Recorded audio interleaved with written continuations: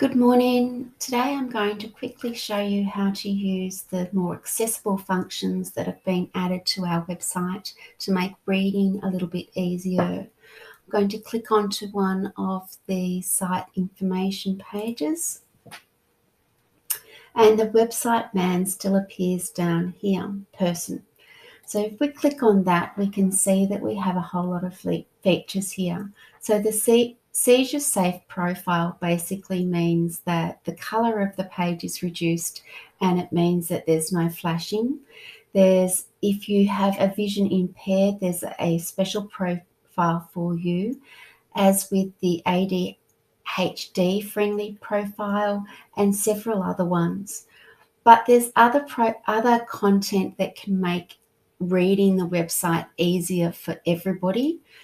And these include a content scaling. So when you see this and click on this, you can see that the content actually gets bigger.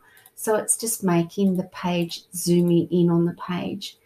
If I click readable font, it changes the font to a different kind of font for you.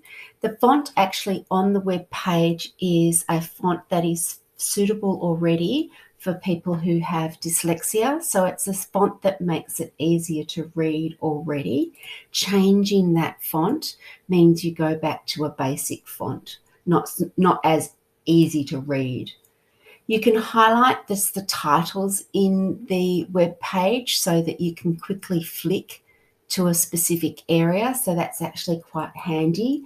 And you can look for any links that I may have by clicking on highlight links. Text magnifier just means that the text will get bigger. I just popped that one off. The adjust font sizing means that the font will actually just get bigger for you. So if you're having trouble reading it, then you can make that larger. You can also align the text so it's in the center. I prefer to read from the left. That's my preference, but you may prefer the center.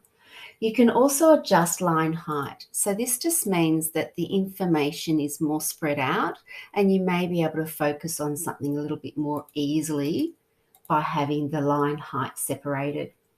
You can also adjust your letter width as well. So this just makes the letters in each sentence a little bit wider. So if you prefer that to read using that, you can. So we all have individual preferences. You can have a dark contrast here if you prefer to have a dark background.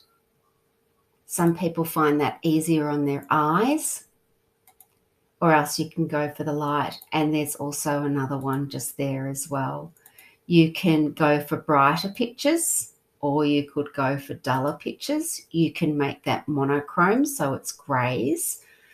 That's suitable for people who are colorblind, I believe. And this one just has a very low color added.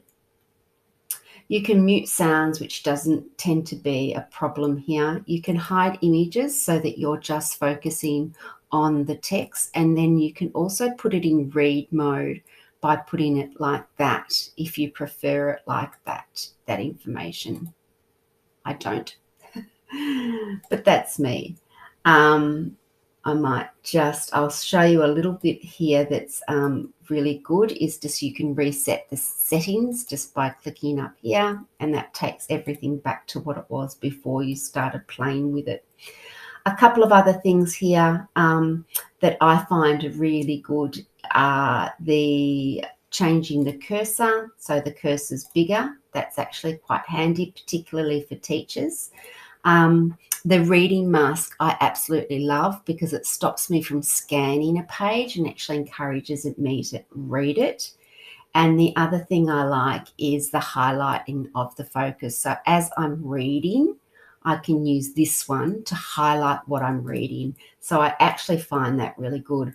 I tend to do that with a textbook anyway. I tend to get out my highlighter and like to highlight as I've read. So you can use that here as well. There's also a reading mask. So, there's something else, a reading guide. So this is a thing that you can put under information to help where you locate where you're reading, and you move it along as you've finished your reading. you move it along to the next section that you're going to read. So that's actually a really helpful one as well. So there's quite a few helpful additions there, and it's really a matter of working out what's right for you. I hope that's helped.